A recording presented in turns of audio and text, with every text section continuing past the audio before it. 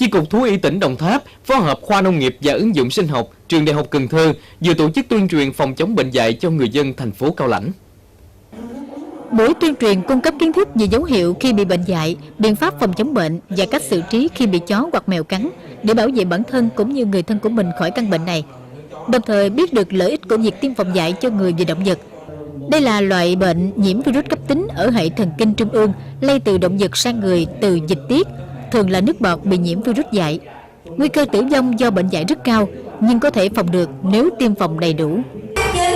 Được sự hướng dẫn của thầy Trần Ngọc Bích và thầy Trương Phúc Vinh của bộ môn thuốc y, khoa nông nghiệp và sinh học ứng dụng trường Đại học Cần Thơ và ban lãnh đạo chi cục thuốc y tỉnh Đồng Tháp.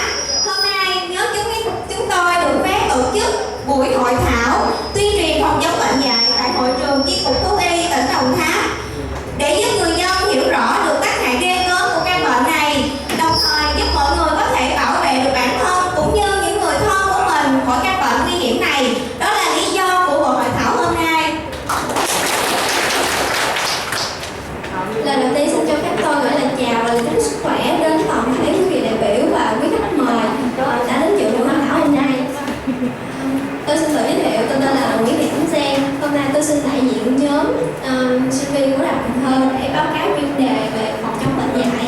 Thì như chúng ta đã biết thì zoonosis là một cái bệnh chung cho người và động vật.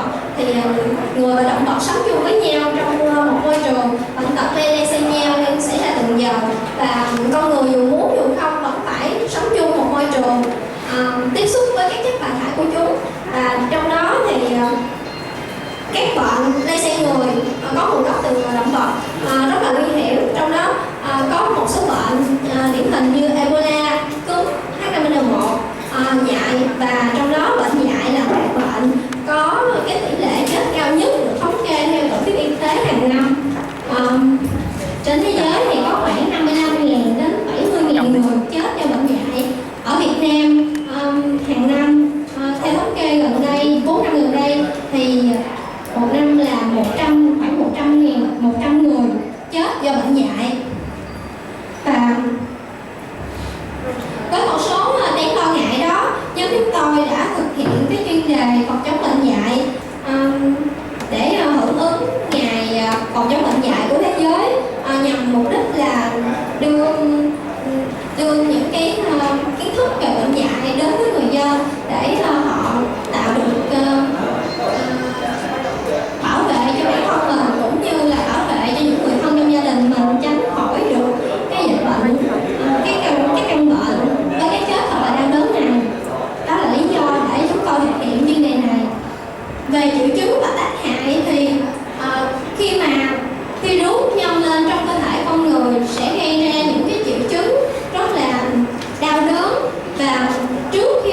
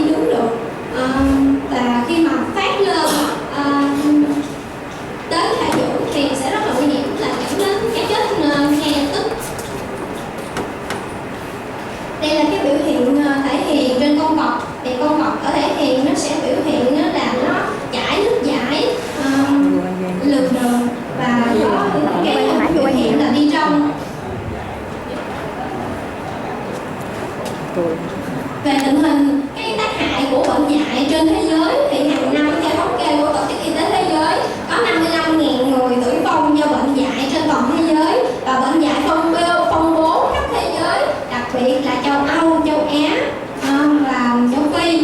Thì ngoại trừ một số cái đất nước cách biệt cái vùng địa lý ở bên ngoài như là Nhật, nước Anh thì cái tình trạng bệnh dại không có tiến triển, bởi vì họ cách biệt địa lý và kiểm soát cái bệnh dại rất là tốt. Về tình hình bệnh dại ở Việt Nam thì theo thống kê năm 2013 cả nước ta có 102 ca mắc bệnh dại và tử vong do bệnh dại, công bố chủ yếu là ở miền Bắc 85 ca, miền Nam 9 ca, miền Trung 6 ca và Tây Nguyên là 2 ca. Đây là thống kê nguyên nhân tử vong do bệnh dại năm 2013.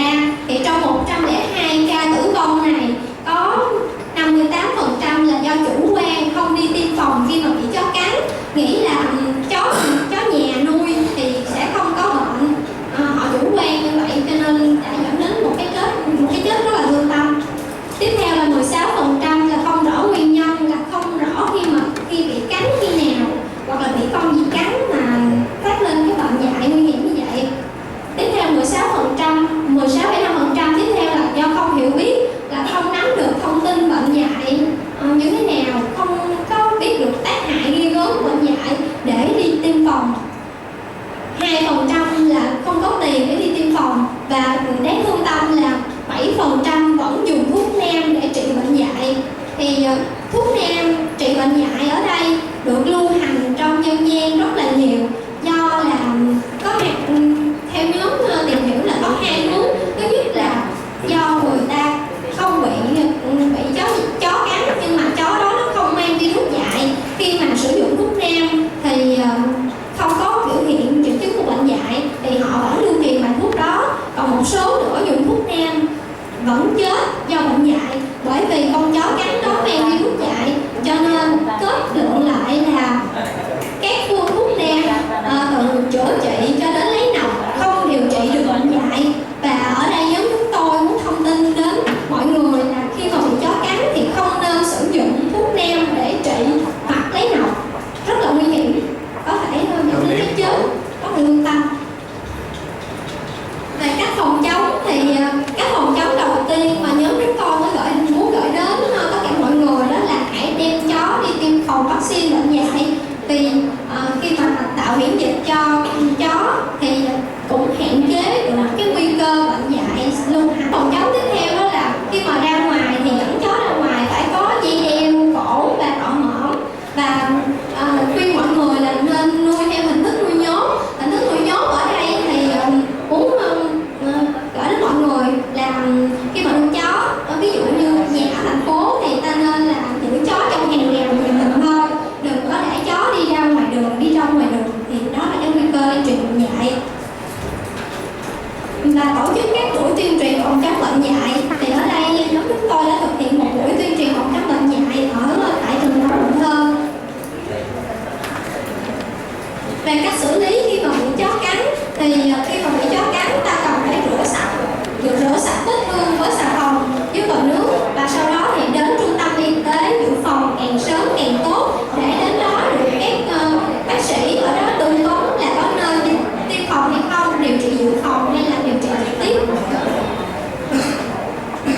Và thông điệp mà nhóm muốn gửi đến mọi người đó là hãy chung tay phòng chống bệnh dại, loại bỏ bệnh dại khỏi người dân, khỏi cuộc sống của chúng ta, để đem đến một cái cuộc sống thật là tốt và tránh cái nguy cơ chết, tử vong do bệnh dại với những cái chết thật là đau đớn. Và cuối cùng thì xin cảm ơn quý vị đại biểu, quý vị khách mời đã chú ý theo dõi bài báo cáo này. Xin chân thành cảm ơn. Nó bắt đây 3 năm rồi, tại vì mới đầu nó chó cắn, nó đi nó cũng chưa có vợ, rồi cái nó còn thanh niên lắm, là nó đi bằng hồ, nó chạy xe đồ, nó cũng chạy xe bình thường, nên chạy xe dọc đường cái đi ngoài khúc đường Thiên Dương ngoài đó, ngang cái quán đó, rồi con chó nó chạy ngang cái nó cắn cái giò, táp với cái giò, táp giò cũng chảy máu về, cái nó kêu má ơi sao nó cắn con chó cắn con, nó cắn thì đi chích ngừa, nó không có sao thôi, đi lấy nọc. Cái thằng anh bên đây nè, con mắt năm nó cái chở đi lấy nọc giùm với cua ông thầy thuốc nam, cua lỗ đá dưới này nè. Cái lấy nọc rồi về cũng bình thường à, cái hết rồi hết thôi hả, thấy ra máu vậy hả, không có sao. Rồi cái bỏ lây lất là 2 năm sau lận. Lấy lất bỏ hoài cái đâu có gì, nó bình thường, nó không có gì chứ. Rồi 2 năm sau rồi mới cưới vợ, nó có vợ rồi cưới vợ rồi cái cũng không có gì luôn, cũng như mình không có cái gì hết trơn vậy đó. Đi đứng bình thường à, có vợ có con, rồi cái sanh con nó là mới dắp tôi à. Sau tháng 5 đó cái là cũng tháng 5 mà mùng 7 tháng 5 mà bữa đó cái nó tự nhiên nó nhức mẩy, nó nóng lạnh, nó hô sao tôi nóng lạnh quá vậy. Và sao uống thuốc không hết, chạy mua thuốc tây, nó cũng tự nó chạy mua thuốc uống à. Mình tưởng là nhức mình cũng nhức mình vậy thì thôi, đâu có biết cái gì đâu. Cái đi mua thuốc về nó uống cũng vậy. Cái sáng là ngày sau là bữa chủ nhật, bữa chủ nhật nó hồn má và cho 200.000 ra chụp hình, cái nó sao nó nhức mình hoài, nó không biết làm sao. Cái được nói bữa chủ nhật sao chụp hình, cái nói vậy cái cũng đưa cho nó nữa. Bác đưa nó 200.000, cái nó cũng chở vợ con cũng đạp xe đi bình thường, là giặt 8 giờ sáng là ngày chủ nhật ha. Xách xe chở ra về bên vợ nó, bên cầu Sát Chỉ bên đây nè, nhà vợ nó bển. Cái qua bển cũng mua thuốc uống nữa, không đi bệnh viện. Ra bển cái uống ở đâu 3 giờ chiều ngày chủ nhật đó ha. Là bắt đầu nắng, giờ nó nắng là tháng 5 mà cũng nắng lắm mà. Cái nó sao nó lạnh gung gì đâu bển á. Cái bên bển mấy anh vợ nó cái tóc kêu xe taxi bước ra không được trong giường mà nó trùm mền mấy kính mít thôi trơn, trời nắng mà vậy đó. Cái nó bước xuống dọn đi không được, cái mấy ẩm đi ra ẩm nó ra kêu xe taxi về sát nó này, ẩm lên xe, nó bước lên xe không được. Cấp đó rồi cái mới chở ra ngoài Quân Y, ở bển là chở qua bệnh viện Quân Y, chở qua bển là cấp này cũng 4 giờ là đi hồi 3 giờ, bên đó là Suối Sạn đi 3 giờ cấp tới 4 giờ chiều. Cái bển ở bên nhà điện qua nói hồ Lập đó nhập viện rồi. Cái hỏi ủa nó hôn nó đi chụp hình sao nhập viện, mình ý đi là tưởng chắc sáng là nó đi vậy thì thôi qua bển, ai hỏi đó bển nhập viện, cái điện hôn nhập viện. Ở bên Quân Y á, tóc tôi với ba nó mới chạy qua bển là quầy là 4 mấy gần 5 giờ, qua bển nằm hớp luôn. Bên Quân Y mình bước vô là hết rồi, mà nó biết hết trơn, nói chuyện leo lẻo mà nó biết, nó còn ngước hồn má con khát nước qua, nó đòi uống nước, cô biết không, bưng ca nước lên là nước ngọt, quạt gió lên nó la làng nó lửa. Cái bên bển cái người ta hỏi sao vậy đó, mới đợt phát làm sao vậy đó, nó ở nhà nóng lạnh nó run vậy đó, rồi chở liền cái nó mất nước. Vì nên nó hỏi nó đó, nó biết cấp đó, tôi biết là hồi đó nó bị chó cắn cái giò, nó còn nhớ nữa. Đó cái bên đó cái bắt đầu làm giấy tờ, tôi qua tới cái người ta nói quá trời, cái chuyển lên Hội Nghị, xe phải chuyển đi tốc hành lên bệnh viện Hội Nghị mình đó. Cái lên cái nhập vô là 6 giờ tối này rồi, chặn dạng đó. Nhập vô phòng cấp cứu ha, bước vô phòng ha, quạt gió là nó la làng, nó không cho quạt gió phòng cấp cứu mà phải biết chứ, thiêu tắt. Người ta đi đông vậy cũng không được, nó có hơi người ta nó không chịu, nó hước nó ngợp, cô biết nó ngợp, nó làm tới luôn. Ở ngoài cái bắt đầu đẩy đi CT, đợi CT, đẩy vào phòng CT, đẩy không chụp CT không được chụp hình. CT nó lạnh, bước vô phòng là lạnh, nó chịu không được, phải lạnh ta đó, lạnh chụp không được. Cái y tá mới làm kìm cho giữ, cái mới đẩy vô chụp được, là chụp cái bác sĩ ấy nói thôi là nó đầu óc nó bị con vi phẫn, con vi rút vậy đó. Nó ăn khô khan đầu óc nó trơn à. Nó ăn mấy tháng trước là tánh ý nó đổi ý khác hết mà trong nhà mình không biết. Nó ăn hết trơn, guồng chỉ máu rồi hết trơn à. Rồi đó rồi biết lòng rồi cái mấy đó cái làm lầy hoài thuốc đồ uống nước không được, nước không được, đồ uống nước mà tay nó còn gung vậy nè. Y tá kiền tay giò nó cứ ngắt với cái giường hết trơn. Cái mấy đầy quầy cái thuốc không thấy, cái mấy tới 10 giờ tối, giờ ngày đó là ngày chủ nhật là đi ra là 10 giờ tối ngày đó. Bác sĩ nói bây giờ thấy tội nghiệp nó còn nhỏ quá, thấy em cũng tội nghiệp thôi, còn nước còn tác thôi chuyển lên thành phố đi, chuyển lên thành phố bệnh viện nhiệt đới, chuyển lên cấp 10 giờ làm giấy tờ, cái chuyển đi lầy quầy lên trển là gần đâu 1 giờ xe chạy tốc hành đến đi lên trển. Bác sĩ cũng mở dỡ mua xe lên, bác sĩ lắc đầu luôn, dỡ mua xe lên xe nó dãy dùng ha, nó làm cứng, nó ba nó sao lưng đập ịt vô mực nó thở không được, nó làm như ngợp thở tiếp hơi nữa mà còn thở không nổi nữa. Đi lên trển là bắt đầu dỡ mua xe ra, bác sĩ ra là lắc đầu liền, hô quá không có đường nào cứu. Mà bệnh đó là cứu không được, không có thuốc trị. Cái bác sĩ mới nói thôi bây giờ lên đây á, cho biết á là cũng như em này nè, không có trị được, ở đây cũng chết, gì cũng chết. Tôi nói cấp ra là điếng hồn hết rồi. Tôi với ba nó lên xe đi là hết biết gì trơn, rồi điện về nhà. Cấp đó là quậy 1-2 giờ trển còn trển mà giấy tờ cái bác theo bác sĩ nói vậy đó, rồi giờ nhà tính làm sao bây giờ. Cái cấp nó cũng đòi còn uống nước nữa, mà nói chuyện bình thường cũng nói biết nữa thôi. Rồi uống nước, y tá biểu đâu đem nước là cho nó uống đi. Đem nước là sợ cái tay nó run bưng cái ly không được, nó đút vô miệng nó làm gì nó khác lắm, mình làm không được, nó còn hước. Cái đâu đấy bác sĩ nói vậy rồi sao giờ. Rồi cái mấy bác sĩ nói vậy thôi, giờ tính cái còn xe đó, xe cấp cứu còn ở đó, chờ đó, tính vậy thôi, nói vậy cũng chết, về cũng chết thôi về. Cái xuất viện làm giấy tờ xuất viện lên xe về chở ở trển là chở về tới nhà tôi là 5 giờ phát thanh. Lên xe nó còn hước, nó thở cũng không được, tiếp hơi tự trển đi về. Cô biết cái hồ về nhà hắn đâu có ấy liền chết liền. Về nhà gầu vô nhà đàng hoàng, vô cái phòng kính mít hết, người ta lại thăm gụp luôn. Cô biết mấy cái người nói hồ bác sĩ thầy thuốc chó lấy nọc chó đó uống là nó ở liền đó, người ta không đổ là ngập nước là nó ở liền. Thầy tên Tam Nông đi xuống luôn đó, rồi ta quen mấy người quen mấy nhà này nè, dẫn đi lên tên Tam Nam Tốt, mày Tam Nam 2-3 ông ở nhà ngoài Cao Lãnh vô đổ uống có được đâu. Đem nước vô là hước nó ngợp kìm uống có được đâu. Cuối cùng là 1 giờ chiều là bữa đó nó về nhà, là bữa sau là lại thứ 2 đó. 1 giờ chiều cái ông thầy tên Tam Nông ông xuống đổ thuốc cho đổ vô miếng trước đâm, rồi đem tôi vô, đưa tôi đổ vô, đưa nó đổ vô, nó hước một cái nó ngọt luôn. Nó ngọt đi luôn cách 2 giờ chiều.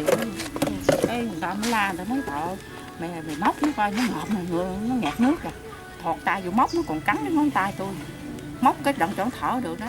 Cái nó cắn một cái nó đi luôn. Cắn không có dấu răng, không có chảy máu. Rồi mấy cô ở bên trung tâm mới vô kêu đi chích ngừa. Dạ đúng rồi. Cái đi ra ngoài mới chích ngừa dắt đủ cử đó. Con đâu? Không nói cô nghe. Con chết rồi. Sao vậy? Ra thế. Chó con chết rồi. Ngô đi qua trường cô nào cũng thương á. Chủ mũi rồi bệnh nữa, bữa nay chủ mũi.